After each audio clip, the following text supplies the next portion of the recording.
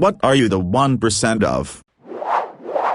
I figured I have to be in the top 1% of deaf guitar players worldwide. I heard completely fine for like 25 years and spent 19 years of that to practice guitar playing. Been legally deaf for 3 years now and still can play well. Muscle memory. I kinda want to start a band called Deaf Metal or something. You have to watch The Sound of Metal. It is a movie about a drummer who starts to lose his hearing. Actually a great movie on its own right, but you would get it more than most would. After your comment I watched the trailer and held back tears after. It's pretty much the same stuff I went through. I am not sure if I'm able to watch the whole movie. Hits me in the feels way too much.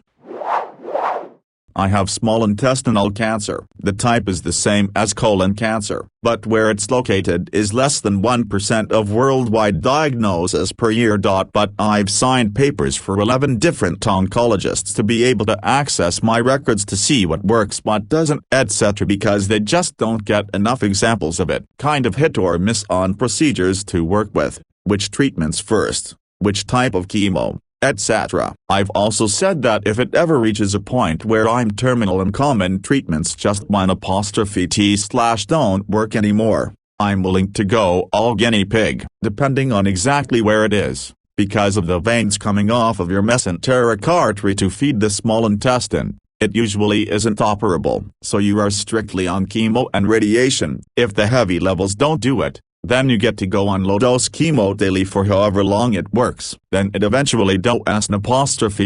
Currently, according to my last PET scan, the tumors have disappeared. They won't say remission, just that it seems to be dormant right now. I'll take it.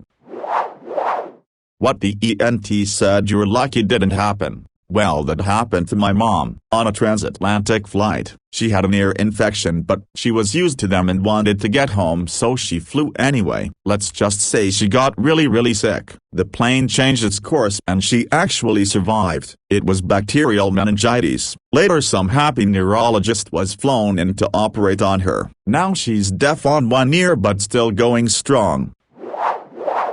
Not me but my husband. He has a brain tumor on the pituitary gland. Before treatment his body pumped out pregnancy hormones, so he was hormonal and moody for ages. Just before it got really bad we managed to get pregnant. When our baby was born his chest had that letdown sensation new moms feel, a heavy weighted feeling in your boobs. When our baby cried, his boobs started leaking breast milk same time mine did. He actually had to pump milk out to ease the pain in his chest. He got the treatment he needed and he no longer can squirt breast milk at me if I piss him off. Edit. Thank you so much for the rewards. Absolutely touched. It was officially diagnosed as prolactinoma. I know it's not exactly 1% but still pretty rare. In addition to medication to shrink the tumor I also had to give him hormone injections deeming him infertile for a few years. Male birth control. It broke his heart. Light at the end of the tunnel. We were able to get him off the injections and we're trying for baby number 2 after 7 years. We were successful, briefly, but it didn't last. Crossing fingers for next time. My middle school theater teacher had some sort of cancer and once she came back from treatment, she was a solid 3 inches taller because either the tumor or the treatment, can't remember which, this was years ago, made her body start producing growth hormones again. Edit. I have been informed this isn't possible. This is what she told her students after she came back. I was maybe 14 at the time. It's not like I took a ruler to check my teacher's height, and I just never bothered to research it, because I was still at the age where teachers are always right all the time. Maybe I'll look into it more. To paraphrase XKCD, nothing of importance relies on this, so it doesn't really matter, but I'm sorry if I mislead anyone or spread false information unknowingly. When I was getting braces I had already known I only had 3 teeth down there but I'd assumed there was just 1 chilling in my gums. When the orthodontist took x-rays though he asked me about it and said it was a birth defect. The orthodontist laughed in my face when I asked for my disabled parking pass. Well, not quite the same but somewhat similar. My bottom left canine tooth is still a baby tooth. I'm 25. Turns out there was no adult tooth underneath it to push it out, or so we thought. Went to the creme de la creme of dental hospitals here in Ireland and got all the x-rays imaginable, where we found the adult tooth, laying on its side, under my tongue, towards the back of my mouth. I have an autoimmune disease that's so rare nobody knows what it is. Genetic testing is currently underway to see if I have a recently discovered genetic defect that about 10 people have been diagnosed with. Edit. I appreciate all the people attempting to give me a diagnosis in the comments, but I think 6 years and more specialists than I can count on one hand might know a little more about what's going on than some strangers on the internet. Edit 2. I've got some links to some information on what I'm currently waiting to find out if I have. It's called Infiltrate, kick-ass right? And it was named by one of the first people diagnosed with it. The study and the link to a story about its discovery and naming. I think it's like 0.1 to 0.5% of women or something, but I have a double uterus, medically called a didelphys uterus. A septum separates my uterus, which kinda made them form into two separate ones, and the septum continues down into the vagina, so I also have a left and right side. Not fun to deal with, but I'm too scared to get the surgery for it. Sometimes. It's rare at this point since I'm married now and have been with the same person for a while, but everybody was different. Sometimes I couldn't be with a partner at all because it happened every time, and with other people it never happened. The pain is excruciating when it does happen, but since it doesn't happen every single time, they didn't consider it to be that much of a hindrance to my life, therefore didn't recommend surgery. I'm not sure about getting pregnant while already pregnant, but I'm sure that can happen. One pregnancy on each side. I actually had an IUD put in before I knew I had this issue was a thing, and that's how I found out about this issue in the first place. They said there would be some discomfort and maybe some cramping for a day or two when I first got the IUD put in. Cramping lasted a couple weeks and I was in crippling pain. Turns out the IUD only went into the left side and was so cramped in there, as it only had half of the space it's normally supposed to have, that it was digging a hole into my uterine wall. Even though I had the IUD, I still could have gotten pregnant on the right side since it was completely unprotected. When the IUD was removed, they did an ultrasound to figure out what the issue was. Q 4 or 5 years of doctor's appointments and seeing specialists, and here I am lol. I was 17 when I got it put in. They said there was going to be some cramping, and my cramps have always been bad, surprise surprise, so I just thought it was fine. The first week I decided to give it some more time, but the pain got worse and worse each day and wasn't getting any better or lessening at all. I called my doctor and asked how long the cramping was supposed to last, and as soon I told them it had been 2 weeks, they freaked out and scheduled me an appointment the next day.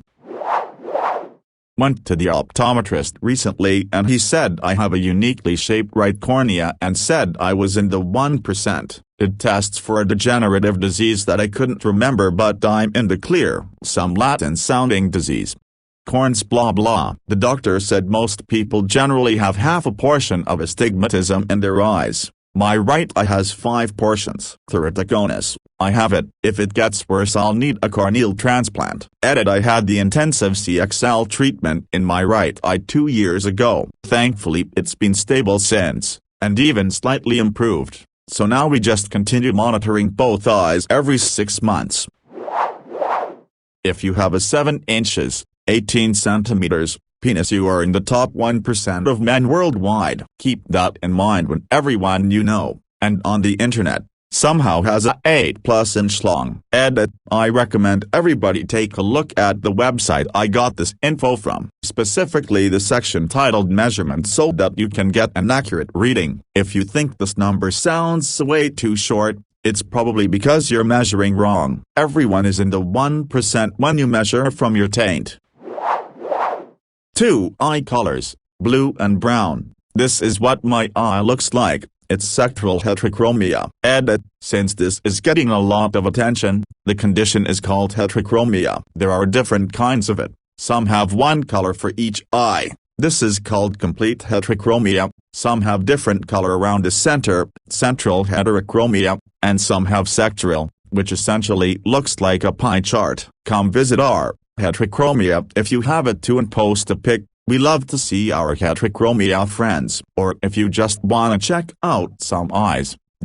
I also have something called Alice in Wonderland syndrome that distorts my vision. Objects appear much smaller than they actually are. For example, a phone can seem as small as a penny. I don't think my eye color causes this though. This only happens about a few times a week for about 10-15 minutes each time. Sometimes it can be longer than that.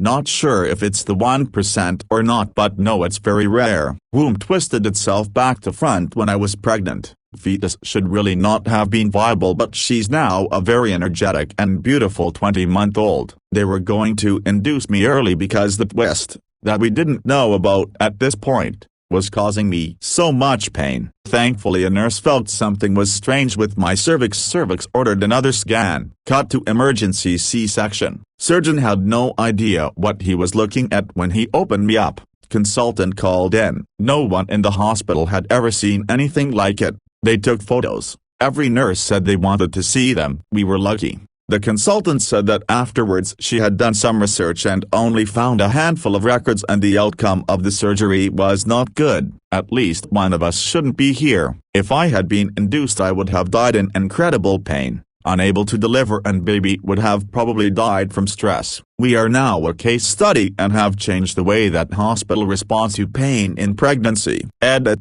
Thanks so much for all the interest and love. Very unexpected and has made my evening. I feel special. A bit more info for some who might want extra. Had an ovary and tube removed 10 years previously because it had wrapped itself around my womb and was like being stabbed every month. Remaining tube didn't look good but was in the right place, so they left it, but told me I would 99% need IVF to have a baby. We had unprotected sex once and boom, baby. She is literally a miracle. After she had been removed, they had to take my womb out of my body, physically twist it back around and then put it back. I'm going back soon for another scan to check if it's back twisted because I have pain again. Tried to reply to everyone. Sorry if I missed you. I'm on my phone.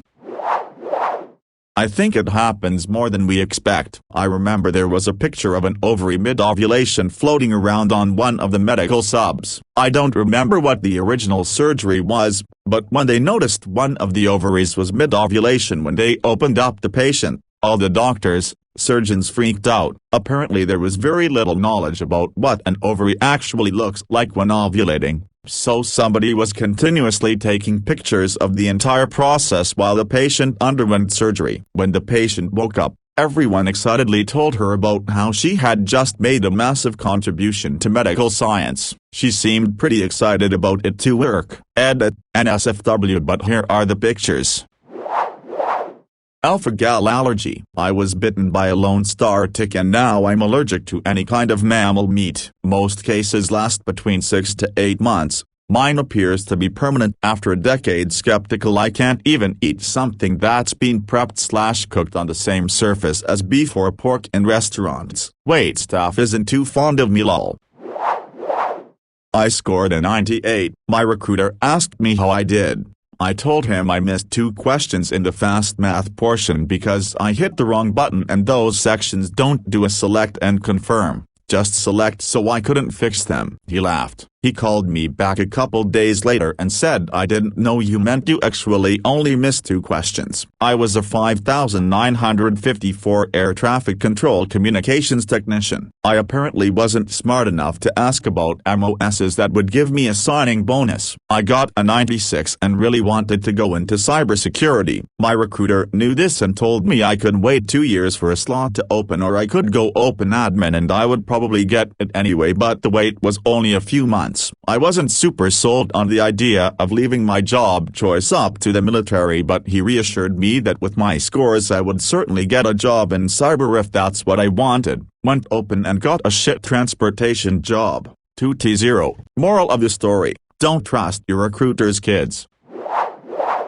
There's a game called Clash Royale that came out in 2016 when I was in high school. Being a bored teen without a license, I resorted to mobile gaming to pass the time, and I found a beta profile for Clash Royale before it even came out in the US. so I was pretty stacked already by the time the game was finally released globally. It cost about 5,000 coins to make a clan back then, and it would have taken either a lot of time or money to get that much the day that clans were launched. I started a clan under my own name, HC's Winer, which is now unfindable as I didn't consider using a special text would make it impossible to search, so I had to use the clan code, #_ to invite people. The game instantly blew up across my high school and word was somebody already had a clan here and is giving out invites. Clans were a big deal then because you could just get XP and cards, troops, for being in a clan, so everybody wanted that extra jump.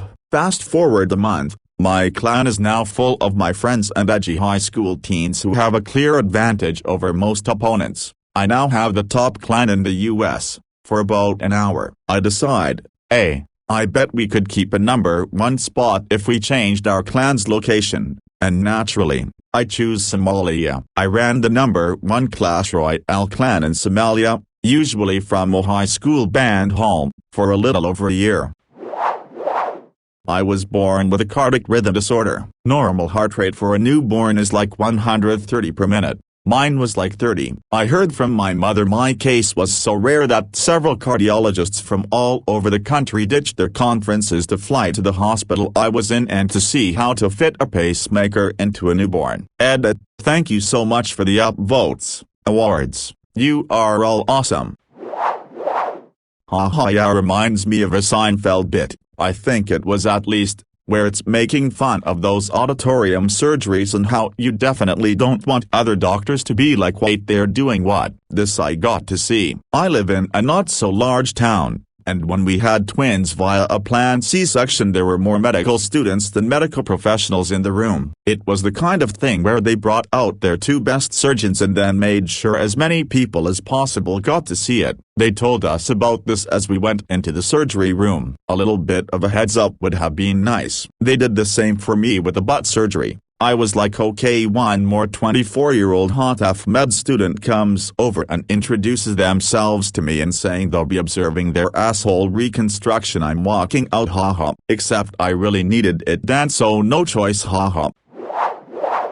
I've died and had 6 wisdom teeth, and ironically those two things are related. For context, my heart stopped during my wisdom teeth extraction surgery. I don't remember for how long, but the anesthesiologist said he had the needle of adrenaline in his hand when my heart started beating again. I remember them waking me up and just saying, you gave us a little scare there, before putting me back under and completing the surgery. After I came to and was sitting in the waiting room, I had to text my dad, because I couldn't talk. I think I died, in which my dad obviously freaked out because they never even told him.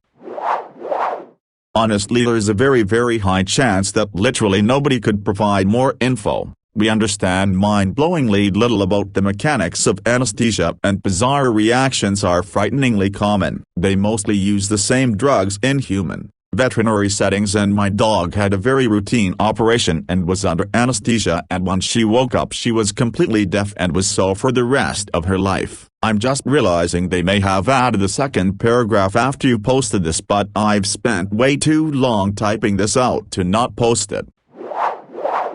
Me and my 11-year-old son tag-teamed a hazard level 5 mission on Deep Rock Galactic, which was meant for a 4-man crew. We beat it from beginning to end in one shot and got an award for it, saying that only 65% of players have beaten Hazard 5 from beginning to end. Edit, wow, thanks for all the R&Ss. Carl would truly be proud of the DRG community, one of the finest in gaming. So, some clarity on the mission. It was an elimination mission and we got the twins and the dreadnought. The fireballs the dreadnought shoots had a huge explosion radius and it was super aggressive, and the twins were moving constantly and the ranged attacks were merciless. I was engineer with submachine gun, proximity mines and the laser crossbow with the overclock that gives faster reload and extra ammo, and the submachine gun has the overclock where turrets send out an electric shockwave when hit with submachine gun. My son was the gunner class and I'm not sure what he was running other than the cannon, revolver with exploding bullets and fire grenades. Much love, my dudes. Edit number 2.